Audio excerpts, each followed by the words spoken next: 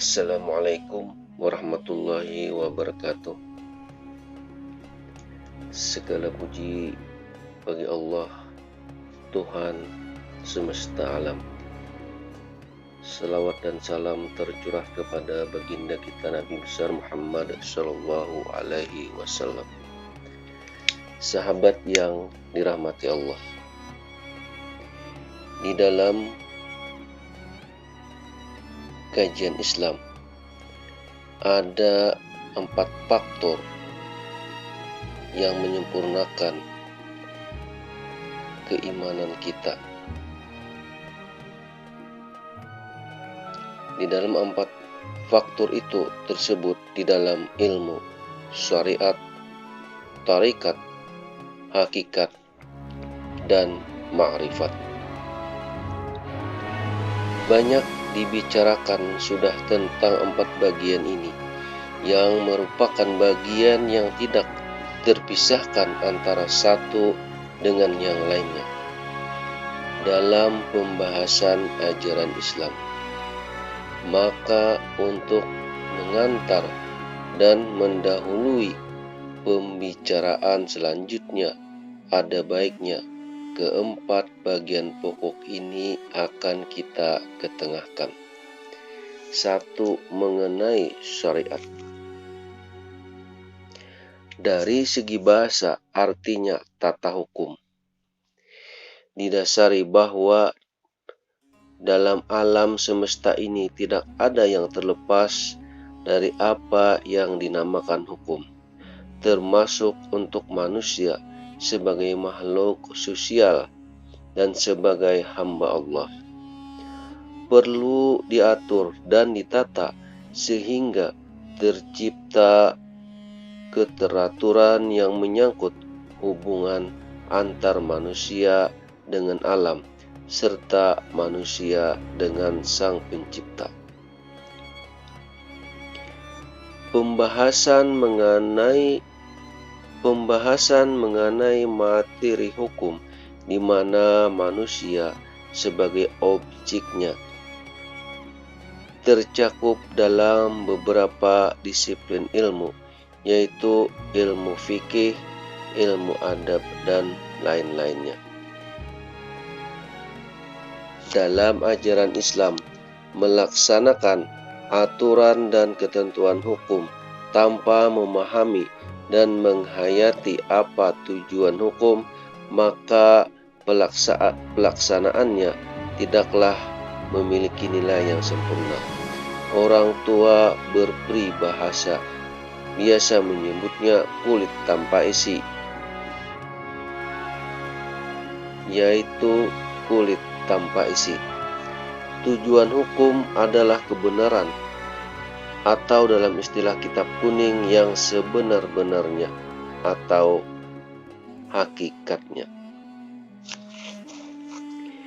Untuk mencapai tujuan tentu memerlukan jalan dan cara. Tanpa mengetahui jalan, tentu sulit untuk mencapai tujuan. Tanpa mengetahui jalan, tentu sulit untuk mencapai tujuan. Hal itu dinamakan sebagai thariqat atau tariqah. 2. Penjelasan tentang tariqah atau tariqat.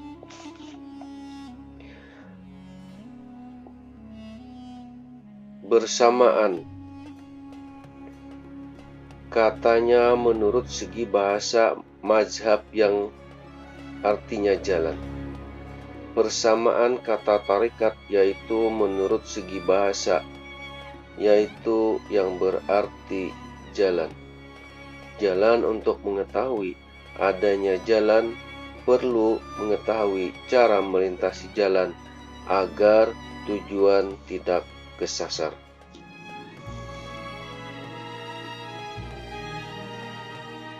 Tujuan adalah kebenaran, maka cara untuk melintasi jalan harus benar pula.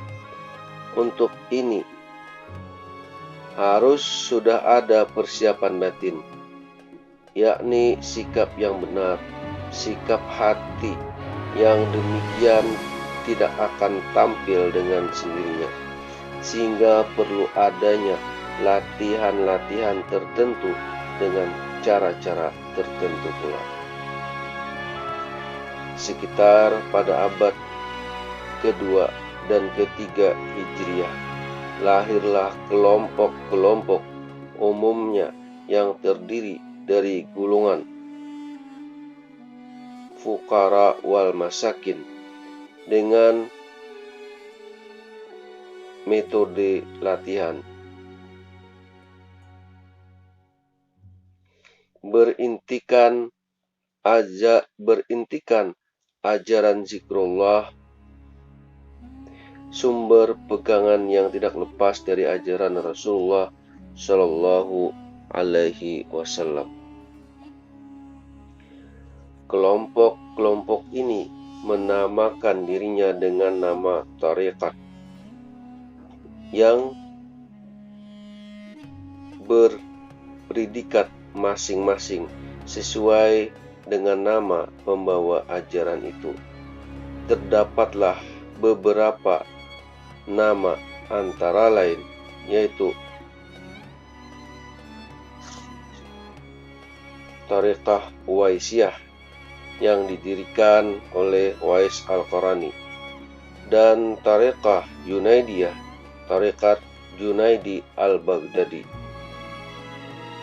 dan banyak lagi tarekat yang lainnya seperti Tarekat Qadariyah, pembawa ajarannya yaitu Abdul Qadir Jailani, Tarekat Sajaliyah, yaitu pembawa ajarannya yaitu Syekh Abu Hasan As-Sajali, Tarekat Naqsabaniyah yang dibawakan ajarannya oleh Syekh Bahauddin An-Naqsabandi, Tarekat Rifaiyah, yaitu tarekat yang dibawakan oleh Syekh Ahmad bin Abi Hasan Ar-Rifai,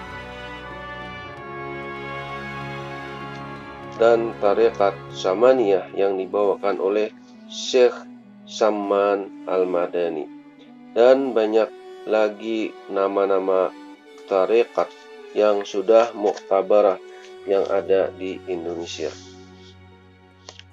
Di antara tarekat yang muktabarah sekarang yaitu hanya ada 25 tarekat.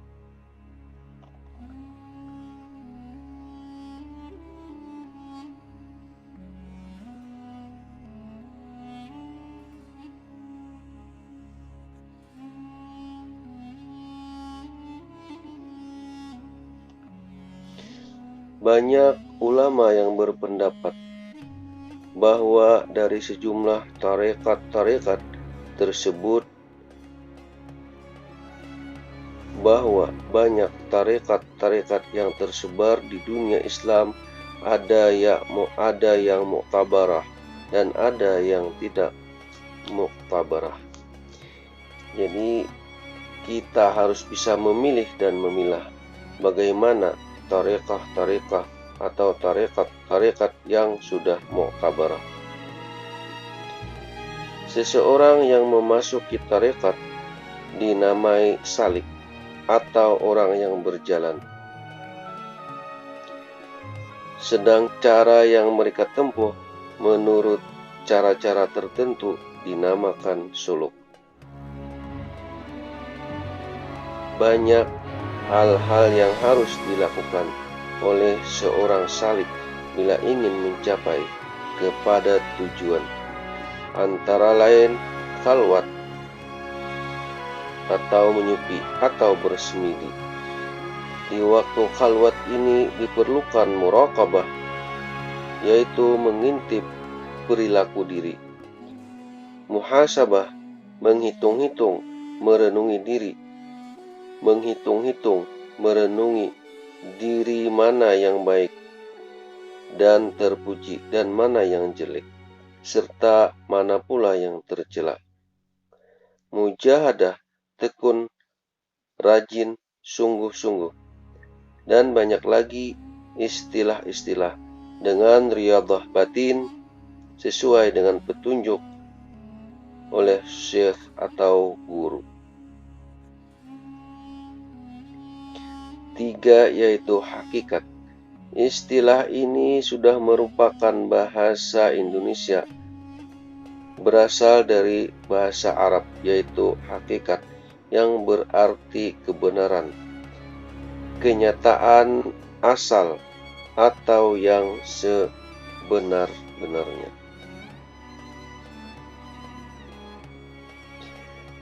Kebenaran dalam hidup dan kehidupan inilah yang dicari, dan ini pula lah yang dituju. Hakikat alam, hakikat diri saling berkait. Hakikat alam, hakikat diri saling berkait, berkalindang. Bahasa tulisan lama menyebutnya diri mencari sebenarnya diri.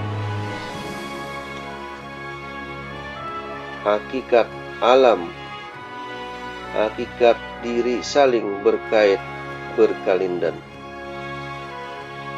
Bahasa tulisan lama menyebutnya diri mencari diri yang sebenarnya.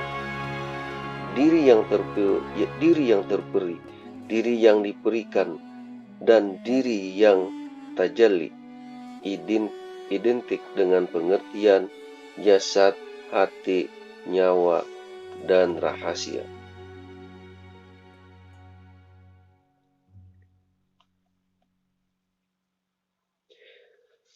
Kebenaran bukan hanya terletak pada akal, pikir, dan hati, tetapi juga pada rasa,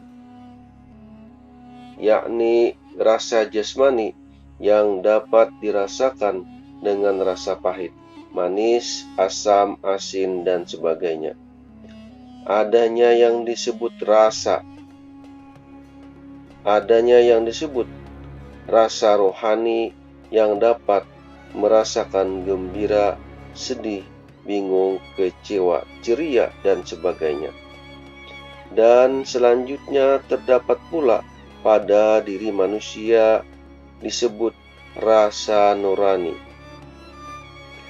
Rasa yang penuh cahaya, tidak terasa pahit atau manis, dan tidak pula seperti rasa gembira dan sedih. Disinilah kebenaran, dan di sini pula lah istana kebenaran, cinta, kasih hakiki.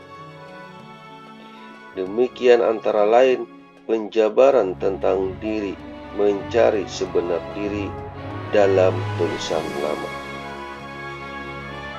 Pembahasan diteruskan, siapa yang mencari dan siapa yang dicari.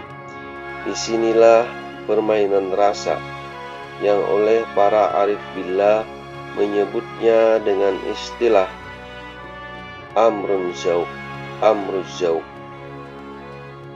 zauq, urusan perkara yang paling dalam, lepas dari isyarat dan i'tibar, lepas dari rakam dan rasam. Rakam yaitu lukisan, dan rasam yaitu gambaran.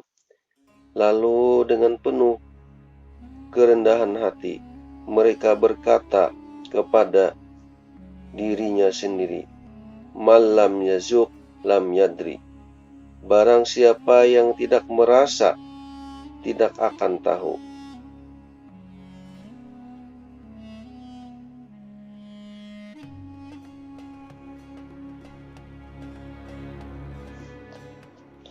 Empat, yaitu ma'rifat. Kata ma'rifat biasa ditulis dalam bahasa Indonesia.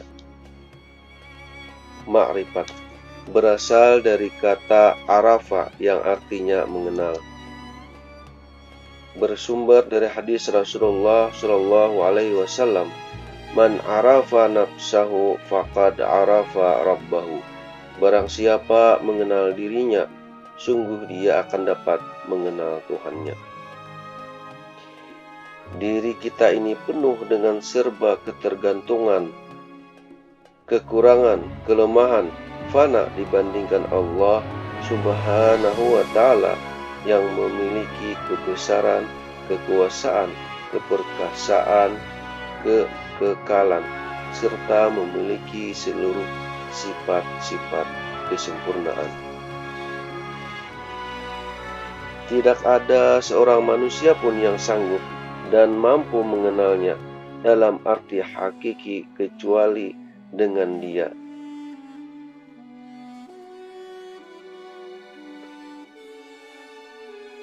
Arabtu Rabbi bi Rabbi. Zinnun al-Misri berkata, Araftu Rabbi bi Rabbi. Aku kenal Tuhanku dengan Tuhanku juga, yakni dengan sinarnya dan kehendaknya, kudrat dan iradatnya.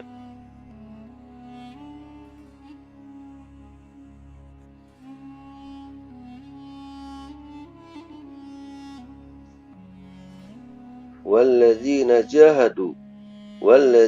jahadu fina lanahdiyannahum subulana.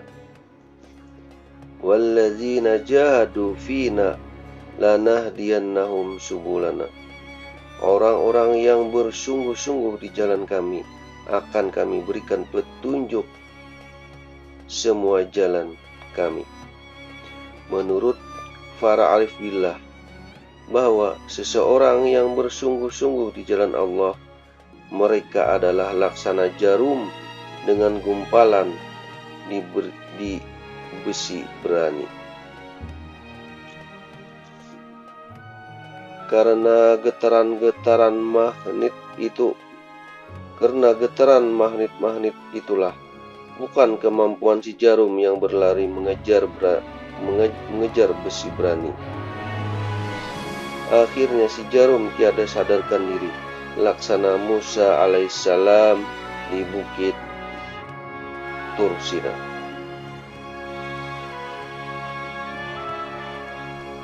Wa kharra Musa si'aqa. Musa jatuh tersungkur, tak sadarkan diri. Al-A'raf ayat 143. Keempat bagian ini, syariat, tarikat, hakikat, dan ma'rifat, adalah merupakan satu kesatuan yang tidak bisa dipisahkan. Gugur salah satunya berarti gugur pula keseluruhannya. Wallahul muwaffiq ila aqwamit thariq. Assalamualaikum warahmatullahi wabarakatuh.